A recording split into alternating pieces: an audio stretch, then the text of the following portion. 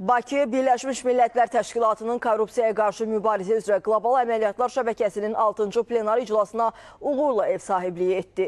92 ölkədən 120-dən çox dövlət qurumunun nümayəndələrinin iştirak etdiyi tədbir korrupsiyaya qarşı beynəlxalq əməkdaşlığın gücləndirilməsi və yeni yanaşmaların tətbiqi məsələlərinə həsr edilib. Tədbirin son iclasında Azərbaycanın korrupsiyaya qarşı mübarizədəki qətiyyəti, əldə olunan nəticələr və qlobal əməkdaşlıqda əldə olunan irəliləyişlər xüsusi qeyd olunub.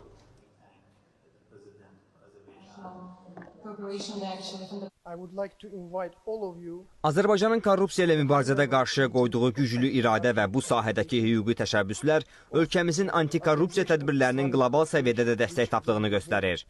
3 gün ərzində dünyanın 90-dan çox ölkəsindən gələn 300-dən artıq nümayəndə yeni texnologiyaların hüquq mühafizə orqanlarına təsiri, ekoloji cinayətlərin qarşısının alınması və oğurlanmış aktivlərin bərpası kimi aktual mövzular üzərində müzakirələr apardılar.